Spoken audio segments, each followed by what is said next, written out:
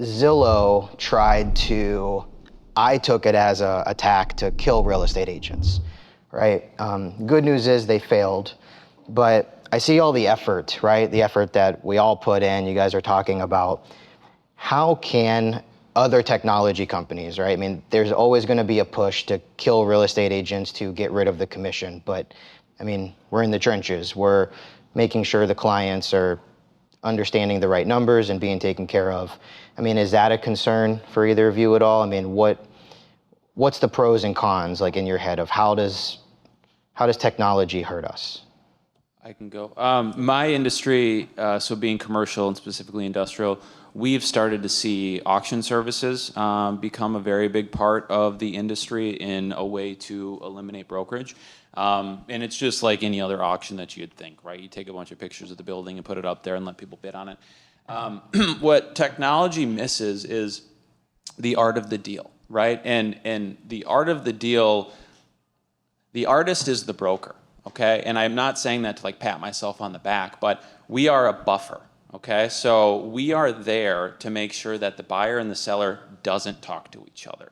Because a lot of times they get pissed off at each other, right? And he's like, oh, well, he just tried to retrade me, right? Screw this guy. It's like, well, you know, maybe there's something going on there. Let's just cool off and separate a little bit.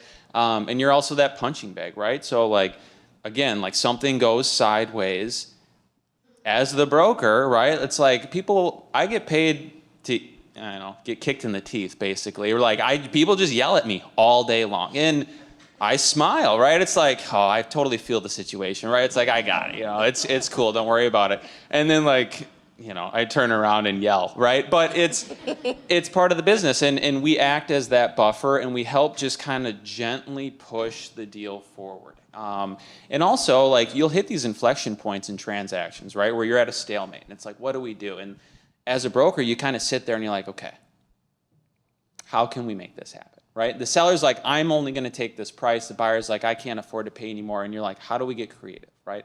Can we do some seller financing, right? Can we extend due diligence? Can some of the earnest money go hard? Can we bundle this with something else? Like, what are the other options that we have? So to circle back to technology, I do think that the brokers who have only made the easy layup deals, haven't had to work that hard, I do think tech will eventually replace them for the most part, but it's the guys that can add value and solve problems from a brokerage standpoint will continue to be needed in the industry. Yeah, I 100% agree. I have actually a name that I call it for myself as far as that part of the business, and I simply call it the human factor. You can't replace humans. I mean, you got this chat GPT stuff and all this AI and all the stuff that's coming out, and that's great, right? It's, to Nick's point, it's probably going to replace, kind of the bottom tier agents and brokers that really aren't putting in the effort and thinking that they're going to come into this industry, make a quick buck, and call it a day. I mean, how many people have posted about the stuff that 56,000 agents have quit this year? Good for you. Thank you. That's more money for me and my partners in this industry. Get out of the way. I'm going to keep working hard and doing what I'm doing. And if you don't want to call those clients back, I'll gladly take them, But I mean, don't be so worried about what everybody else is doing, and focus on being the best version of yourself. And talking about that human factor, we're actually at our customer appreciation event last night at our house. That's why we couldn't be here last night, which I was really bummed about, honestly. But I had a client tell me something that just stuck with me. That's what I'm going to share with you today. And he came up to me and he said, you make me feel like I'm important. And I'm like, can you shed a little light on that? And he's like, I'm not a big fish.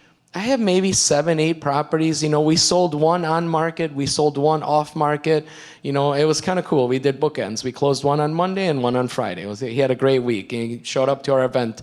And he's like, you reply to me, to my texts, to my calls consistently. It's like immediately, as soon as I text you, you're hitting me back, or you're talking to me and you're talking me through this. And I got frustrated a few times on a transaction. He's like, thank you for making me feel like you actually care and you're present, and that you made me feel important. I'm like, of course. And I said, I'm a goofy guy. I think Adam knows me a lot. A couple people in this room know me as well as far as my personal side. I'm very different in the way we run our business than traditional and most people, right? I am who I am. No apologies are going to be given because I'm a goofy guy. I have a crazy, kooky personality, but I have fun doing what I'm doing. And for God's sake, I'm very passionate about what we're doing. And I apply that to every single one of my clients to make sure they know that they feel appreciated, that they feel important.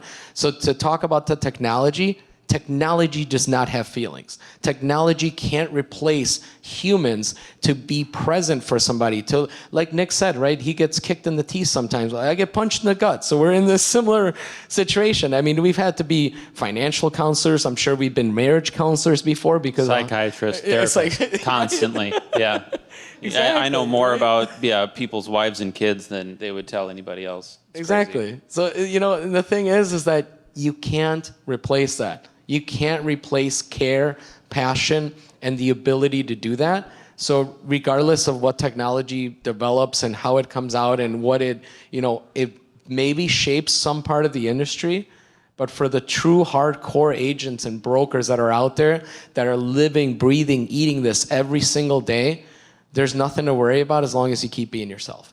One great takeaway from what Santiago just said is he mentioned the client that thanked him right at this party, and for the reasons that he gave, being heard and taking time and whatnot. That relationship, he built trust, right?